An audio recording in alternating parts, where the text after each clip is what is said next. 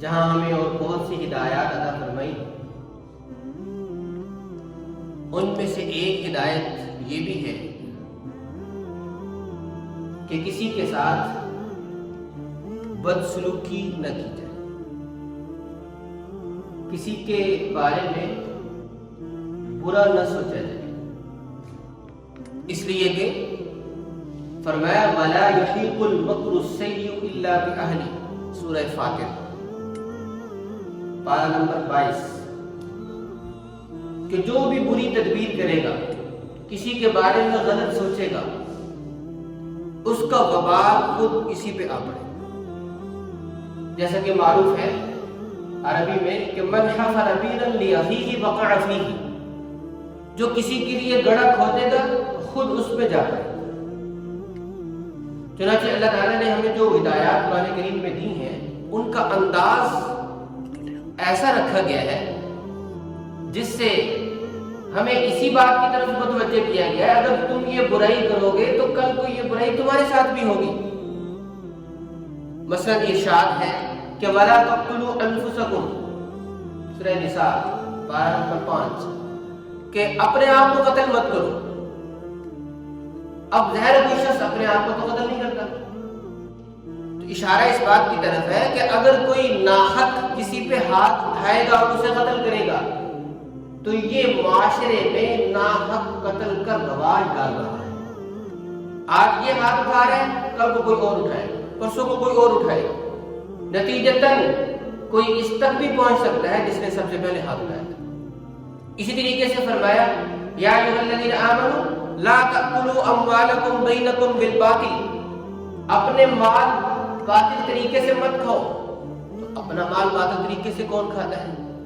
مطلب یہ ہے کہ کسی دوسرے کا مال باطل طریقے سے مت کھاؤ، یہ ایسے ہی ہے جیسے تم اپنا مال غلط طریقے سے کھا رہے ہو، کیونکہ تم کسی کا کھاؤ گے وہ کسی اور کا کھائے گا، وہ کسی اور کا کھائے گا، کوئی اور آپ کا بھی کھائے گا۔ اسی طریقے سے فرمایا کہ اپنے ساتھ خیانت مت کرو۔ اب اپنے ساتھ خیانت کا مطلب یہ ہے کہ کسی کے ساتھ خیانت کرو گے تو وہ تمہارے ساتھ کرے گا۔ چنانچہ آج ہم جس معاشرے کا حصہ ہیں اس میں یہ بات سمجھنا بالکل بھی مشکل نہیں ہے کہ کیسے ہر ایک دوسرے کے ساتھ فریب کاری کی کوشش میں ہے۔ مثال کے طور پر ایک شخص نے سرخ مرچ میں ملاوٹ کی تو وہ کیا سمجھتا ہے کہ وہ کل اگر سیاہ مرچ لینے جائے گا تو اسے خالص مل جائے گی، اور جس نے سیاہ مرچ میں ملاوٹ کی تو وہ یہ سمجھتا ہے کہ دہی لینے جائے گا تو اسے خالص مل جائے گا، تو اسے وہ بھی ملاوٹ والا ملے گا۔ تو اسی طریقے سے کتنی چیزیں ہیں کہ جو ملاوٹ کر کے دھوکہ دہی میں وہ بیچی جا رہی ہے، فروخت کی جا رہی ہے۔ تو یہ سب اس بات کا نتیجہ ہے کہ پہلے ملاوٹ کرنے والے نے، دھوکہ دینے والے نے، فریب کاری کرنے والے نے یہ سوچا کہ میں تو اس کے ساتھ کر رہا ہوں نا، میں تو محفوظ ہوں۔ ایسا نہیں ہوتا۔ تو اللہ تعالیٰ یہ فرما رہے ہیں کہ وَلَا يَحِيقُ الْمَكْرُ السَّيِّئُ إِلَّا بِهِ۔ چنانچہ کتابوں میں لکھا ہے کہ کسی علاقے میں ایک حاکم تھا، بہت بیمار، یہاں تک کہ اپنی زندگی سے نا امید ہونے لگا۔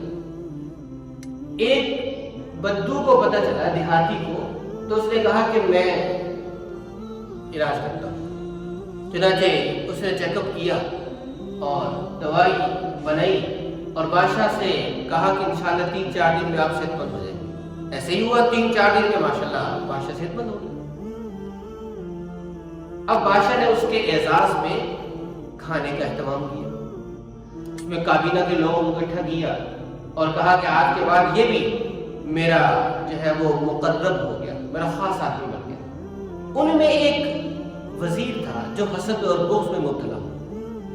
اس نے یہ سوچا کہ کہیں ایسا نہ ہو کہ کوئی یہ میری جگہ لے لے، تو اس نے اس کے بارے میں برا سوچنا شروع کیا۔ ایک دن اس وزیر کو پتہ چلا کہ آج شام اس بدو سے بادشاہ کی ملاقات ہے، تو یہ پہلے ہی بادشاہ کے پاس پہنچ گیا اور جا کے کہنے لگا کہ بادشاہ سلامت، آپ کے احسانات تو میرے اوپر بہت ہیں، لیکن یہ جو بدو ہے نا، اتنا کیسے ہو گیا؟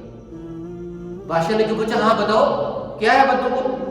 کہنے لگا کہ جس مجلس میں بیٹھتا ہے آپ کا برائی کے ساتھ تذکرہ رہتا ہے اور اس کے تو منہ سے ہر وقت سمیل آتی رہتی ہے، اس لیے یہ اپنے منہ پہ ہاتھ رکھ کے بات کرتا ہے۔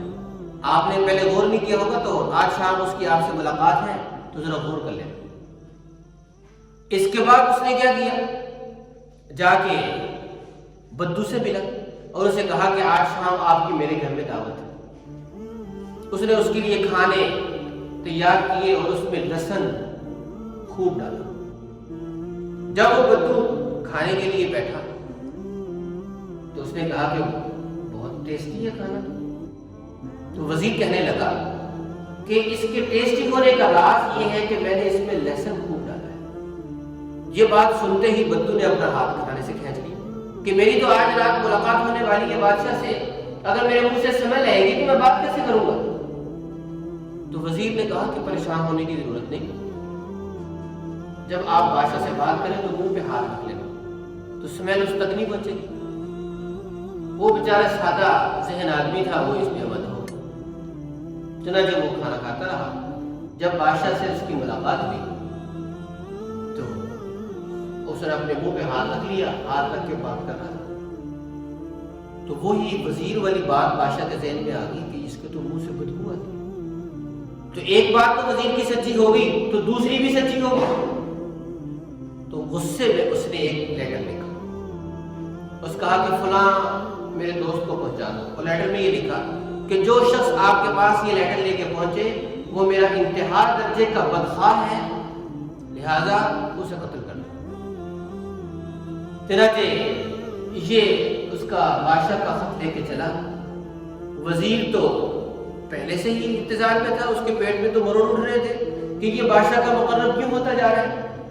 اس نے راستے میں روک لیا کہ ہاں جی کیا ہوا؟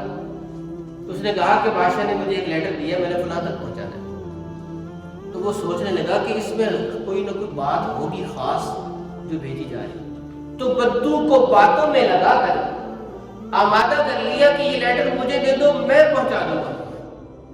تو وہ بیچارہ سادہ آدمی تھا، اس نے وہ لیٹر اس کو دے دیا۔